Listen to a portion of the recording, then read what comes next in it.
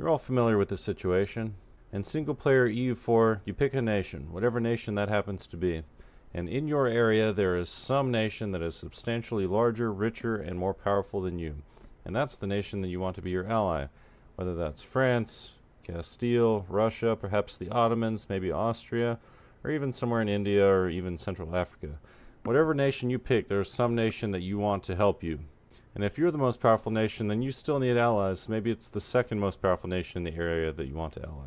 Anyway, you grow your nation, you improve your relations, you increase the military might of your nation, and eventually you reach the point where they ally you. And from that point forward, you've got it made. You've got someone powerful in the area who will defend you if you're attacked, who when you need to, you can call in using some favors. And over decades or hundreds of years, you'll accrue favors, and favors turn into trust. Eventually you get 100 trust and 100 favors. You keep growing your nation, and eventually they decide, bam, just like that, they're going to drop you as an ally, and now they're going to hate you forever. While most players would consider this situation to be a common annoyance in single-player EU4, I'm going to say this is not only an aspect of fantastic game design, but it's something that players should be seeking to emulate in multiplayer games. Hello and welcome to the War Room number 28. Today we'll be looking at coalitions, including why they form, the short-term benefits they provide, the long-term problems they introduce, how they eventually ruin campaigns, and a few different potential solutions that might prevent them from having such a huge impact on multiplayer games. Now for this video I need to do some drawing, so I've taken a screenshot of the starting map in Mayo, and let's just take a look at France because I think it's a really good example. Now at the start of the game, France has a few different paths that it can go. It can either start in a single-player multiplayer approach, in which case it could go after Burgundy, or it might go directly after the player England to try and take Aquitaine and Normandy off of them. Now eventually France is going to want to control all of the French culture lands, and exactly how far this extends to the east is a matter for debate, but at some minimum we're looking at an area that looks about like this. And this is at minimum. No France player is going to accept anything less than this and be happy about it, right? But this is at minimum. If we expand this a bit, we can say, okay, any France player is going to try and get at least this much and hang on to it. But let's say conditions are favorable, things are going well, no one's opposed them.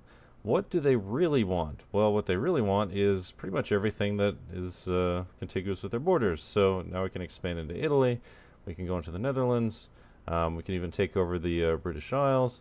Basically anything that they have communication efficiency with is something that France is going to want. Are they going to fight as hard for it? Probably not. But, you know, in a perfect world, they want everything they can possibly get. Now, we can see that this creates some problems for other players in the area. Now, we can't have an England player if France is controlling England. We can't have a Spain player if all of Spain is under the control of France. So, this limits the players that France can practically ally with. So, if France wants to expand to the south, then they can't ally Castile. Now, if they make an agreement with Castile, they say, well, we're going to maintain this border, and then they can expand in other directions. But this is a sort of consideration you have to make when you choose your allies. You don't want to ally someone that's next to you if it's going to prevent you from expanding in a direction that you want to go. Now we've got a situation where France might look at Portugal. Portugal's over here, and at minimum, Portugal just wants to maintain its land. But, you know, ideally, maybe they want to take over Castile. Maybe they want to expand in this direction. Maybe they want to go into northern Africa. These are all possibilities at the start of the game, and you can see there's some overlap here in what France and Portugal want. If they can come to some sort of border agreement, they can say, well, maybe France will take Aragon and be happy with it, and Portugal will take Castile and be happy with it, and then they can have this border and they can work together and go in their separate directions. So there's potential here for an alliance between Portugal and France.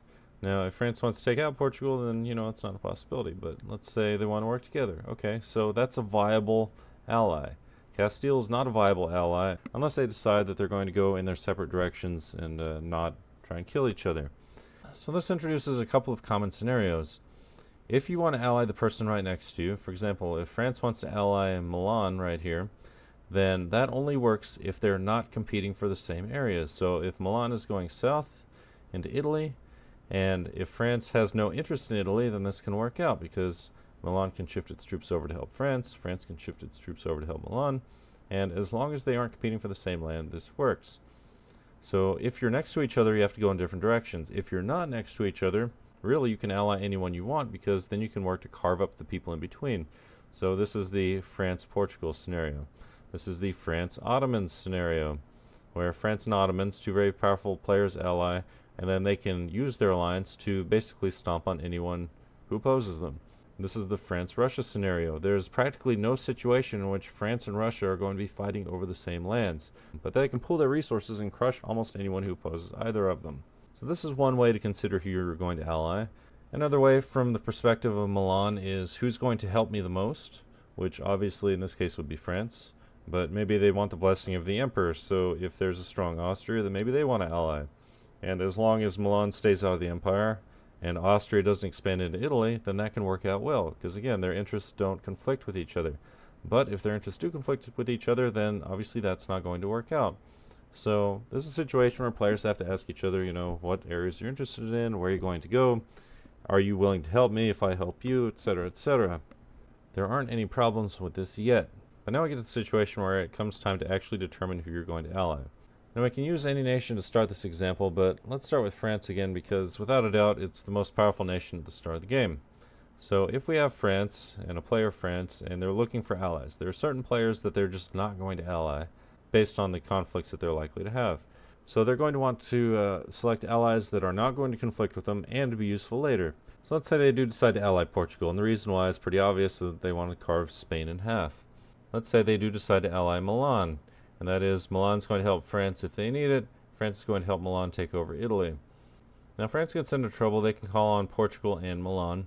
And if Portugal gets into trouble, they can call on France. But if Portugal gets into trouble, it's not necessarily going to have the help of Milan. Now in a game like EU4 that limits the number of diplomatic relations you can have, this can cause a bit of a problem.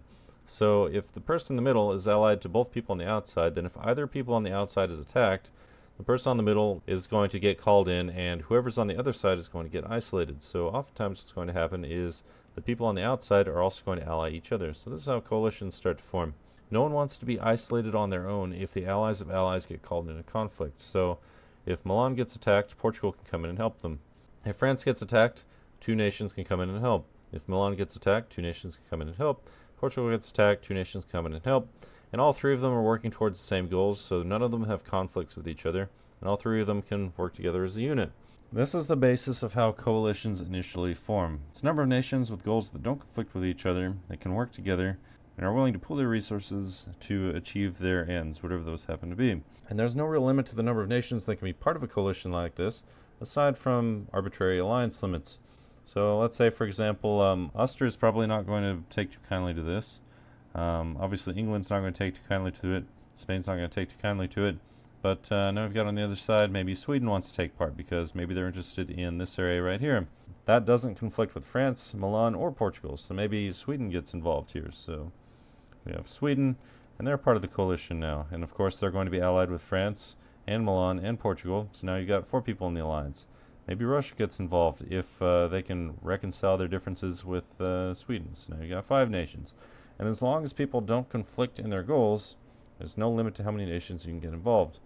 Now as a player, you're trying to get the most effective alliances possible, the ones that are most likely to be useful in defending you, and the ones you can call on from time to time to help do your dirty work. Let's say you're playing as one of the Bavarias. Well, it's very useful, of course, if you can get an alliance with the Emperor, but maybe the Emperor's got other plans. So if that doesn't work, then you've got some rivals of rivals that you can turn to. There's Poland over here, there's Hungary, there's perhaps the Ottomans, there's Russia, there might be Sweden, France, etc., etc. There are a number of possibilities.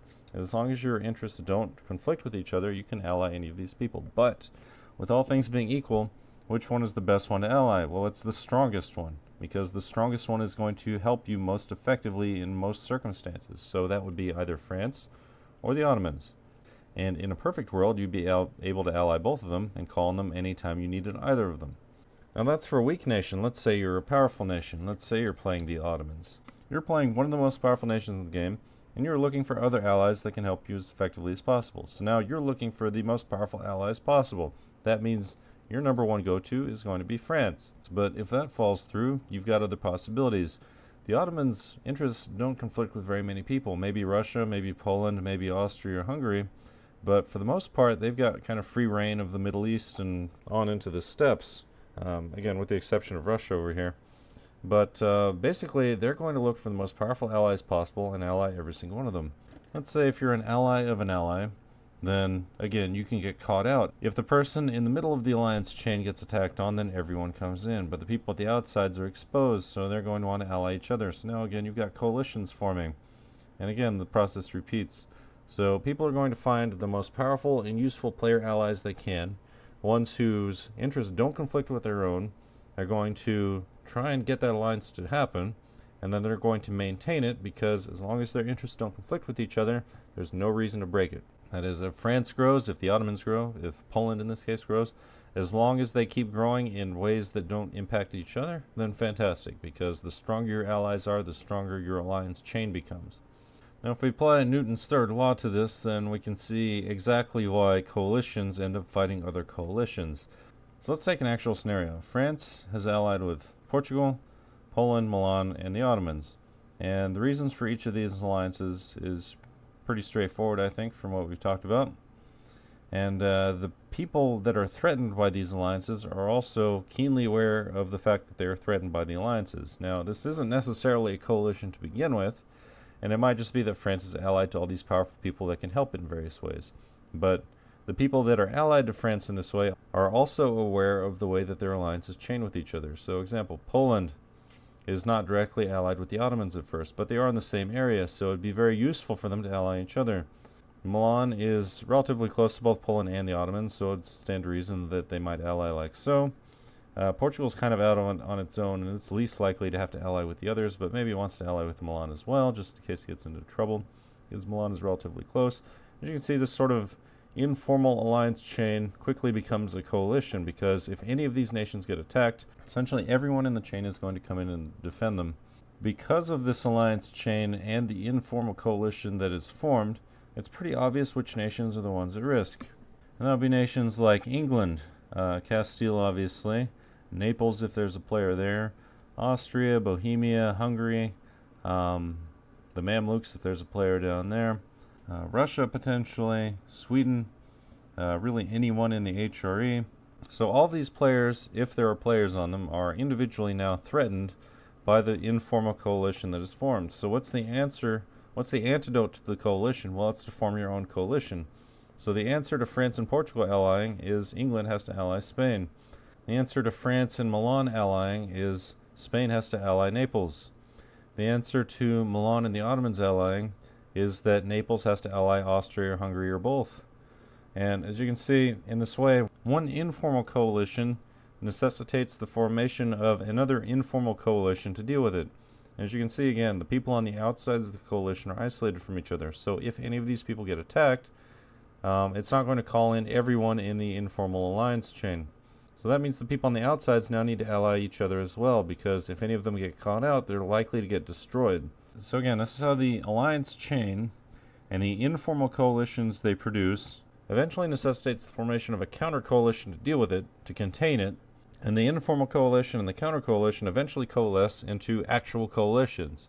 Now once the coalitions have formed, let's say Milan has second thoughts. Well, if Milan leaves the alliance chain, they leave the coalition. That means they're no longer allied with France, Portugal, Poland, or the Ottomans. Well, now what happens? Now they're exposed by themselves to the entire enemy coalition. So once you pick a side, you're kind of stuck with it. There are exceptions, and through diplomacy you can switch sides, but basically you have to side with someone, otherwise the other side, whatever side that happens to be, is going to destroy you. And if you don't pick a side, then potentially both sides will destroy you. Because in a game where people are looking for the easy targets, you become an easy target when you aren't on a side. So alliance chains are an inevitable fact of the game, and it makes sense that they would form into informal coalitions. And then it also makes sense that other coalitions would arise to oppose them. So that part makes sense. But what's the actual problem with the coalitions, and why does it lead to the end of games? So let's get rid of the second coalition for a moment, just to make things a little bit easier to see here. So sometime around the mid game or the beginning of the end game, people have picked sides, whatever sides those happen to be. And they're pretty well formalized, and it essentially signals the beginning of the end. Once sides have been determined, there are only really three possibilities. Either your side wins, your side loses, or you flip the table and you start a new campaign. So let's look at a few different scenarios. Let's say this coalition of 5 nations, initially it's an informal group of alliances, has now formalized itself, and they are going to work together. Let's say no one else opposes them in a formalized way. Well, what happens? Well, obviously Spain gets ripped in half. So that part goes to Portugal, this part goes to France. France can take over the entire British Isles. Poland can expand unimpeded anywhere it wants to. The Ottomans can just blob like crazy. And Milan's going to take over this whole area, basically, right? Because no one is providing a coordinated opposition to them, so they can expand really as much as they want. Well, actually, France will probably go to that area right there, minus Milan. But you see the general idea here is that if they're working together, as long as they're working together, as long as their interests don't conflict with each other, they're happy to work together to help each other achieve their goals, right? So that's best case scenario, in air quotes, best case scenario for this coalition is they win the game. Now, let's say worst case scenario. Worst case scenario is that everyone else links up and opposes them, right? So anything they try and do, they get blocked. One by one, they get weakened or picked off. Maybe Portugal's lost some land to Spain. Maybe France has been pushed out of the HRE. Milan's kind of hard to deal with, but let's say Poland has lost some land to Russia or maybe Austria or something, maybe Bohemia, and the Ottomans have been kept weak. So that's like the worst case scenario, right? But you're all still working toward the same goals. Now this is a case where things are not going well for the coalition, right? They're facing heavy resistance, they're being beaten back, and they're actually losing in the process. Let's take an intermediate example. Let's say this coalition is formed, and they're fighting the opposition, and the opposition is somewhat organized, but they're having a relatively hard time, but they're still expanding, all right? So after the first war, let's say Portugal has expanded into Spain a little bit. France has expanded into the HRE a little bit. Milan has taken over part of Italy, but they're not well on their way to taking the entire thing. The Ottomans have expanded into the Balkans, right? Well, that's going to happen anyway, but let's say they've expanded a little bit into the Balkans with heavy resistance. And Poland's taken over the Teutons, and that's about it, right? So they haven't expanded into the HRE. So they're having a really hard time, but they're still making gains. And what happens when you make gains? Well, as long as you're making gains, the people on the other side are losing. So Castile is now weaker. That means after the end of this first war, they're going to have a much harder time dealing with Portugal in the second. The HRE has lost this land to France. That means in the next war, they're going to have less land to draw from. This part of Italy has been lost to Milan. That means the next war, they're going to have an even harder time dealing with them. Even if this is a small Ottomans, it's massive for nations. So, anyone dealing with the Ottomans is going to have a really hard time. Poland has expanded a bit, and maybe they've taken a little bit out of Bohemia or something, but, anything that's left is going to be weaker. And especially in Mayo, because of the looting mechanic. When you win a war, when you loot people down, they're going to be substantially weaker for decades. You're going to destroy their population that's not going to come back. So it's the same effect of like in Victoria II at the end of a war. You cut someone down to size, right? And, in EU4, you don't have to take war reparations, but in effect, you've destroyed their population. So it's a very similar effect in Mayo when you win a war. So if you completely occupied someone, you've looted their land, you've killed their population, especially if you have high looting on, you're just going to decimate them, and it means in the next war, it's going to be that much easier for you to win. So if you're part of a coalition and you win a small victory now, you're going to have an easier time with the big victory later. So the small win is going to take you down the same road. Now let's say they're not doing well at all, and in fact they're losing. So Portugal loses some land to Castile, France loses some land to the HRE or to the Netherlands or whoever. Milan probably isn't going to lose anything. Let's say they just don't expand, and Poland doesn't make any gains, and the Ottomans are kept small by whoever. Well, now the opposite has happened because the coalition has effectively opposed them. This coalition has been prevented from expanding, and not only that, but they've been weakened in the process. When it comes to wars and paradox games, you never have a win-win situation, right? So if your side wins, then the other side loses. If your side draws, then the other side might also draw, or they might lose. But, you can't win and draw. You can win and lose. You can draw and draw. You can draw and lose. And you can lose and lose. So, in effect, someone is going to be losing these wars, right? There are going to be losers. There are sometimes winners, but there aren't always winners, but there is always a loser.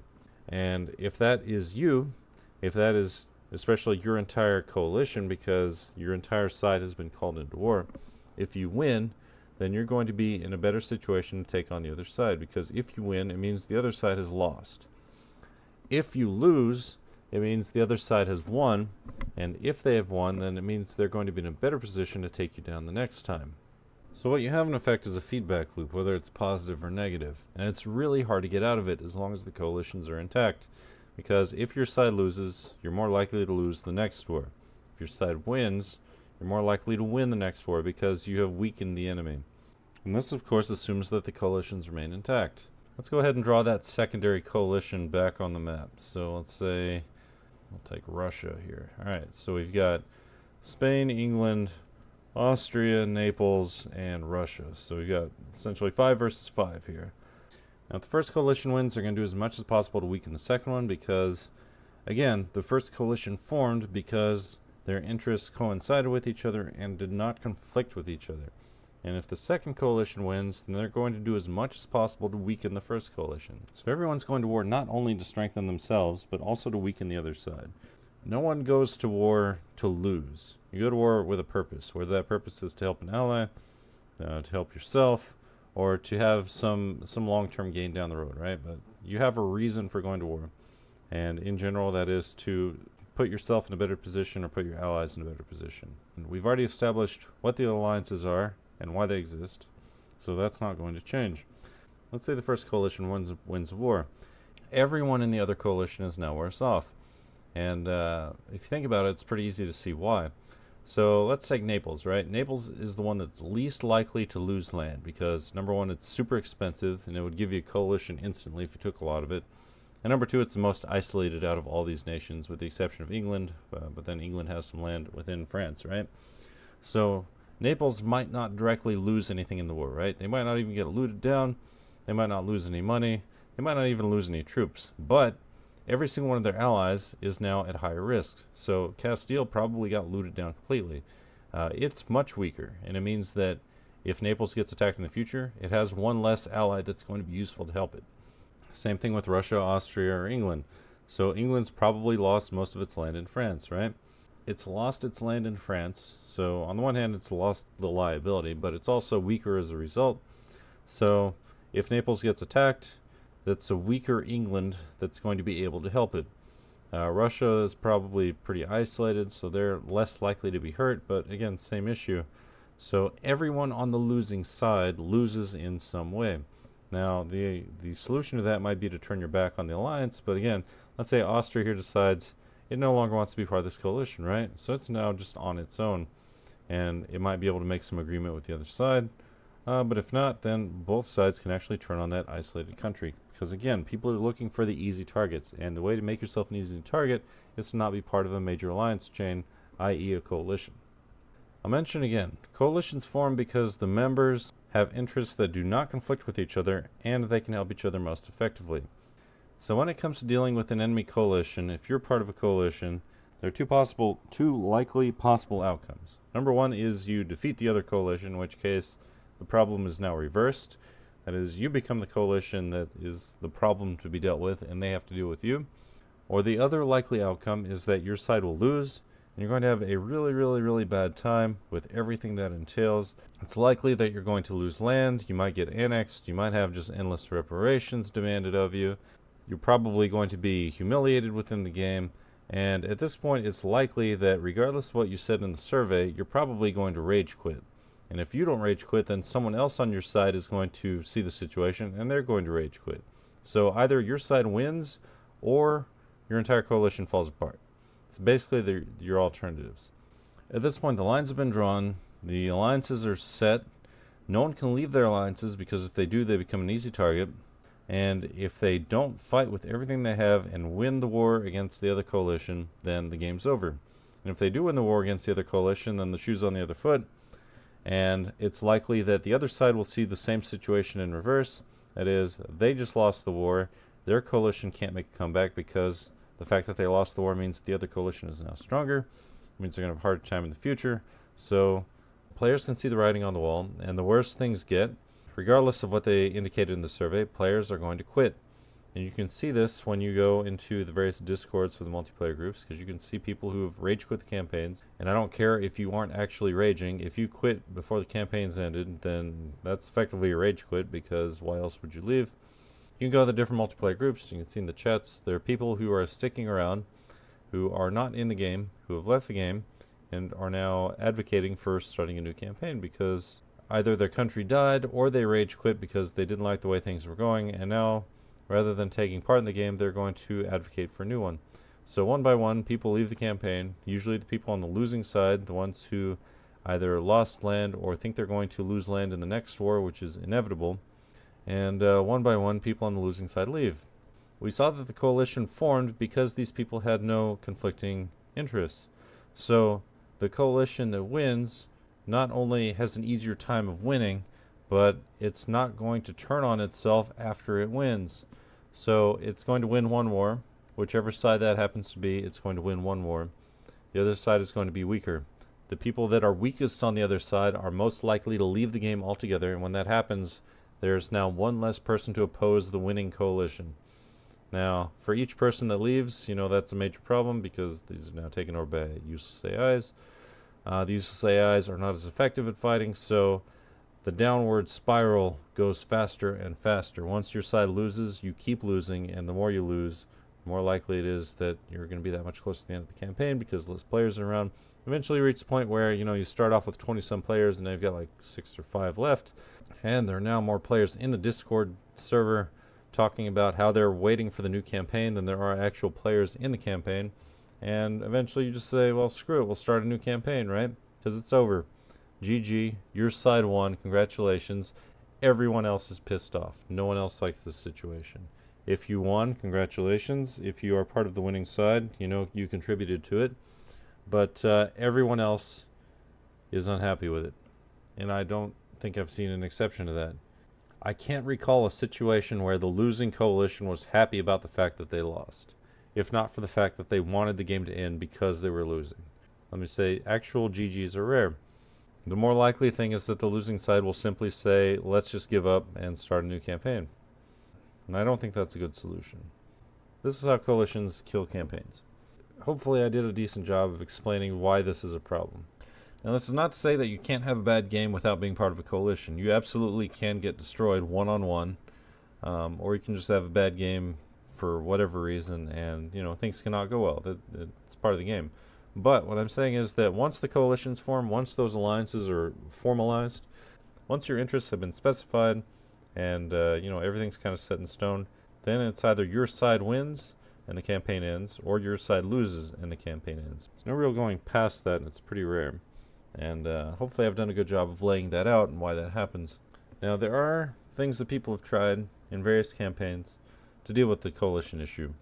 I want to talk about a few of these and why they haven't worked. And I'm going to be jumping to Victoria 2 for a moment, but I'm not going to change maps because I still want to draw on things. So a long time ago, Slazer ran a campaign that was a World War I campaign in Victoria 2. And the idea was that people were going to pick sides, and then we're going to have a massive coalition war. That was the goal of the game, to have a massive coalition war. And as I recall, it was like a draft system, so it was supposed to be relatively even on the sides, and I don't think it was exactly the same setup as World War I. But the idea was we're going to have several years to build up and then have a massive world war and then, have a winner. So what happened? Well, people got on their sides, and of course the coalitions were set. There's no limit to how many allies you can have in Victoria 2, so everyone on the side was allied to everyone else, and then the war started.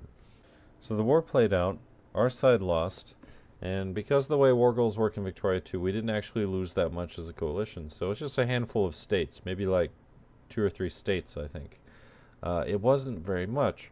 But because of that same feedback loop, the fact that we lost the first war meant that we were more likely to lose the second war, and that's exactly what happened. So our forces got decimated in the first war, which meant that we didn't have those experienced troops for the second war, and as expected, we got crushed. So we fought the first war, we had a bad outcome, we wanted to keep playing the campaign, and we made it to the second war, and the same outcome. And really no one should have been surprised by that, because the fact that we lost the first one meant that we were more likely to lose the second one. not only because of the circumstances that led to us losing the first war, but because those same circumstances were still in place, plus we were weaker for having lost the first war. Right, so coalitions on their own are not the solution. So planning out coalitions in advance is not the solution to the coalition problem, because it still leads to the same problem. Okay, so that's one way people have dealt with it. What's another way? Now, going back a while to Slazer's ranked games, again, Victoria 2, there was a coefficient system that was used. And the idea was, if you're in war, your side of the conflict has a point cap on the number and value of nations that can join. So a nation like the United Kingdom might be worth 55 points. And a nation like maybe Russia is worth 60 points. It meant that UK and Russia could never be on the same side as long as they were fighting, they couldn't be on the same side fighting in war. And it meant that you had to be mindful of the people that could join either your side or the enemy's side in a war, because no one could be over 100. So this led to some sort of odd min-maxing, because people would try and get exactly 100 points and make sure that everyone on their side was the strongest group possible, because same exact considerations. You want the most effective allies on your side. Your allies want the most effective allies on their side as well. So it means that you're going to ally each other, plus the other people that can give you the best possible score of exactly 100 points. So this would lead to situations where, let's say France and NGF, or France and Prussia, or France and Germany would ally, right? And that might be exactly 100 points. But no one else around them could add up to 100 in an effective way. So France and Germany could steamroll anyone around them, because no one else could mount an effective defense worth 100 points. Because of the way that wars were limited, you couldn't have an effective coalition against them. So in this way, the coalition not only became more effective on its own, but it also limited the amount of people that could oppose it on the other side. So that was an even bigger problem. Now let's look at Damien's multiplayer EU4 game. Now in this campaign, there's a lot of very cutthroat players, and tend to be min-maxers who are hyper obsessed with winning by the same metrics, and the same considerations apply. But in order to limit the amount of coalitions that formed, they had a strict limit of 2 player allies for every player. So the same exact alliance chaining and coalition considerations apply, but you were limited even more so than in base game EU4 in how many allies you could have. So again, France and Milan might ally each other because they can help each other and their interests don't conflict. So now they need some other ally that they can both ally with to make a sort of mini coalition. It really doesn't matter who this is, but let's just take as an example Aragon, okay? And it tended to be a small nations game. But let's say this is the alliance chain, because every single one of these players can have 2 allies, right? And you don't want to have an ally that isn't an ally of someone else in the group. So if Aragon allies Castile, and Aragon's allied to France, but France is allied to Milan and Aragon, then if Milan gets attacked, then they're just kind of screwed with France. If France gets attacked, they get these 2 in, but then Castile gets isolated, right? So if you're in a situation like this where you're limited in the number of allies that you can have to an extreme extent like you are in this campaign, it means that everyone in your group has to ally. So you have these little alliance triangles that form, by whoever they happen to be, right? It doesn't matter exactly who it is, but the fact is every alliance is a group of 3 players. So coalitions are still an issue. It's just the coalitions are smaller and you have multiple coalitions. And what ended up happening, as I saw and as I was told later, the coalitions formed because, as I said, the players in them didn't have overlapping interests. The interests did not conflict, and they were willing to help each other expand, so people became more and more powerful. And as the mini coalitions became more powerful, other people grouped up to oppose them. But if you have one mini coalition that's super powerful, and it's formed because it's powerful, which again, if you are the number 1 player, then you want your allies to be the number 2 and the number 3 player. And if you're the number 3 player, then you want the number 1 and 2 allies, right? Because you want the most powerful, most effective nations helping you possible, because it's your group versus all the other groups. And this is exactly what happened. So no individual coalition could take down the one winning coalition. So how does a weaker coalition deal with a stronger coalition in a game like this? Well, it doesn't. The answer is that several weaker coalitions group together to form an informal mega coalition to take on the strong ones. So this coalition would attack, and this coalition would attack, and this coalition would attack. So, in effect, all three of these coalitions with 9 players in them would attack the one stronger one and try and win. And if they won, great, this one would become weaker. But if they lost, then all of them lost. And it's the same exact problem. Now, in the Damien campaign that I was in, and again, I streamed it, but I didn't upload it, I played as 2 different nations. Number one, as I took over as Georgia. Georgia is an unimportant nation, and for all the good that I did for it, no one wanted to ally. And that's because if you are limited in the number of allies that you can have, then you want the most powerful allies possible, and if you take a weak ally, then you're just taking on a liability. So people around me allied with each other to my exclusion, something like this, and something like, well, that went that way, but basically everyone around me was allied, and then I was kind of out here on my own. Because of that, I became the easy target, and I was keenly aware of this, so basically I just said, YOLO, fuck it, and I went down on a campaign of expansion into Persia, because why not? I'm just going to get annexed anyway.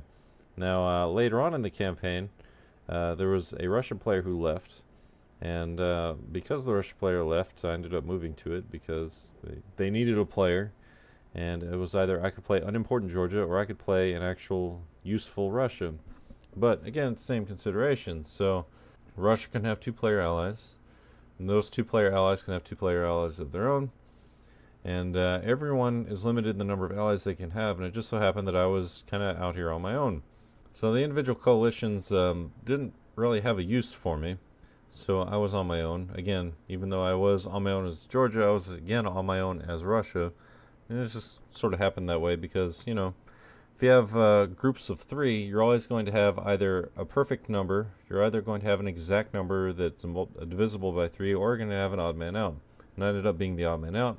So everyone on my border decided, well, if you're the odd man out, you're the easy target, so here they come. I don't blame them for it. It makes sense.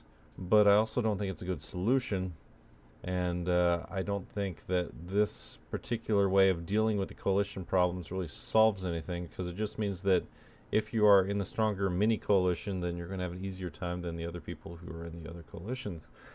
So that's one solution that I think has not worked, and I think we can see that it hasn't worked by virtue of the fact that the individual coalitions can team up and bypass the fact that they're limited from allying with each other.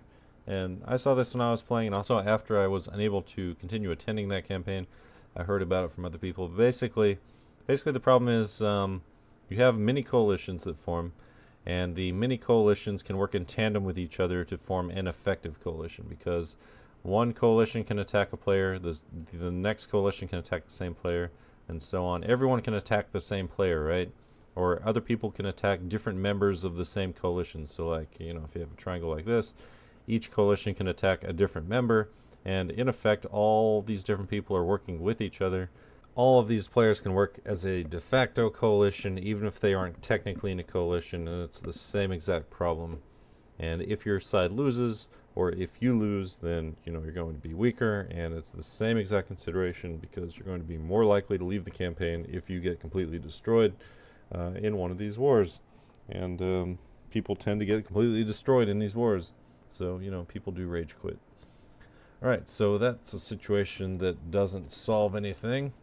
There was one suggestion I had recently about an even smaller scale coalition, like maybe just 2 nations, but then I think it's the same problem. So whether it's 3 nations or 2 nations or 4 or 5, it's the same consideration, because the individual groups can work in tandem with each other, and you would expect them to, and it works well, but it does create the same exact problems. There's one other solution that was tried in a recent campaign that, again, I streamed but I didn't upload, and that was certain nations were not allowed to ally with other nations before a certain date. So as an example, France wasn't allowed to ally the Ottomans before a certain date. Russia was not allowed to ally certain nations in Europe before a certain date. England and Castile were not allowed to ally before a certain date. And basically, the most powerful nations were limited in who they could ally. Actually, the Ottomans, because they were Sunni, were not allowed to ally anyone before a certain date. Anyone in Europe, at least. You know, the idea was, well, if the stronger nations are the ones that are the basis for forming the coalitions, then if you isolate them from forming coalitions by allying other powerful nations, then they're going to not form coalitions, right? unfortunately had sort of the reverse effect, which is you still had coalitions that formed, but it prevented the counter coalitions from forming to oppose it. So because Castile and England, and I was playing England, but because England and Castile couldn't ally to oppose a powerful France, France could expand unimpeded into Iberia and into the Etruria and even into England. So it was really a disaster. The Ottomans were unopposed because of other people who were unable to ally, so of course they expanded as they typically do. How to describe it? I guess the problem was the coalitions could still form informally, because in this campaign, again, France and Milan allied, France and Poland allied, and let's see who else. I think Ottomans were kind of there on the side, but basically you had this very effective alliance of 3 nations and 4 once there was a Portugal player, and no one was able to oppose them until it was way too late because of the restrictions on the counter coalition that would have reasonably formed to oppose them was not allowed to form. So it didn't really solve the problem, it just sort of changed the way it manifested itself. So you still had the same coalition problem, it's just the other side was not allowed to form a coalition, basically. And by the time they were allowed to form a coalition, it was too late. The initial coalition already won the game. Alright, so that didn't work. I've been thinking about this quite a bit, and I said a long time ago that I wanted to release these War Room videos after the last campaigns were uploaded, and this is one of the most important ones I wanted to upload because this coalition problem is a big problem that needs to be addressed somehow. And I've come up with one idea that I think would work in principle. Hasn't been tested, but I think it would work. And while it would be nice to just say don't enter into coalitions, that's never going to happen, and it's because of the way coalitions form. Coalitions don't initially form as a coalition, they form as alliance chains. And the alliance chains solidify because, as I've said, the people in them have goals that do not conflict with each other, and they're willing to help each other meet their goals. If you can't help the fact that the informal alliance chain will eventually turn into a coalition, then what you need to address is the informal alliance chain itself, right? And I think this is one potential solution that, in talking with people, I think it would work. It's never been tested, but it is my personal solution to the coalition problem. And here's how it would work. If you, as a nation, enter into a diplomatic situation with another nation, whatever that happens to be, let's say the Ottomans ally Kiev, right? If they're allied at all during a session, if they help each other in war, if they send condottieri, or condotarati as we like to say, if they send troops to help each other, if one guarantees the other, if one enforces peace on behalf of the other, basically if they help each other in any way militarily at all, or even just warning the people around them. If they help each other militarily or diplomatically at all during a session, and this could even be extended to things that sort of try and get around the rule, because obviously you could have, say, Kiev and the Ottomans simultaneously declare war, separate wars on someone to, in effect, help each other where, technically they're not in the same war, right? But really, they're still helping each other, right? We'll bypass all of that rules lawyering nonsense that people will try and do to get around a rule, and we'll just call that an effective alliance. So if Kiev and the Ottomans have an effective alliance at all during a session, then that would be marked somehow. Put it in a spreadsheet, or just make a note of it somewhere. All right. So if they have an effective alliance during one session, and if they have an effective alliance during the next session, then in the following session they are not allowed to have any sort of diplomatic interaction with each other. That is, they can't simultaneously attack a target, they can't ally with each other, they can't guarantee each other, they can't warn each other's neighbors. This then becomes against the rules. So what this would mean is that if you have an alliance chain, let's say again France and Milan ally, they are actual allies and they're helping each other. They can help each other for one session. They can stay allied the next session. They can help each other. But the third one, they can't be allied with each other because that would be against the rules. So that means that the alliances would have to shift around. And because of the alliances shifting around, it means that either you have to plan for the shift or you have to be much more fluid in your diplomacy, and that would be the best situation out of all of this, I think, because that's the answer to coalitions, is being fluid. If you are fluid in your diplomacy, then it means that you are responding to the situations as they arise in a way that's appropriate. If you are responding fluidly, then you might say, I'm going to ally this nation today to attack a third nation because that's going to benefit me at the moment. And that third nation, if it's a player, could ally a fourth nation because that would help both of you in the short term. So if France declares war on Castile, this would be a really good time for a short-term alliance between England and Castile to counter that, right? Because now they can come in and block it or try and, defend against France. But it prevents a coalition from forming because they don't know exactly when France is going to attack, so they have to be fluid in their diplomacy and their response. It also means that having long-term permanent alliances with people is more of a liability than it is anything else, because if you're allied with someone this session and you're using it as a defensive alliance and then neither of you is attacked, then it's just a wasted alliance. And then in the next session, if you're allied with the same person and no one attacks either of you, then it's a wasted alliance. But in the third one, you can't ally each other because you both allied each other in the previous two sessions, which means that now you're fucked because you can't ally dynamically. You can't dynamically ally each other because you've now wasted that opportunity. So I think this is the sort of diplomacy that would greatly benefit multiplayer, whether it's Victoria 2 or EU4. That is, not having static diplomacy, which is effectively what the coalitions lead to. That is, responding to situations as they arise and dealing with them as they arise in a more dynamic way, rather than the static way that coalitions inevitably lead to the stagnation and eventual end of campaigns. Whether it's because of the actual wars that the coalitions fight, or if it's because of the Cold Wars where people just can't fight each other because, there's a giant coalition, and who wants to fight a giant coalition war? So, any way we can get around this coalition problem, I think, is a good solution. And I think this is one potential solution. It does take a bit of bookkeeping and perhaps some gentlemen's agreements to just keep track of what you're doing and, not break the rules. But I think it's a good solution. So let me know what you think.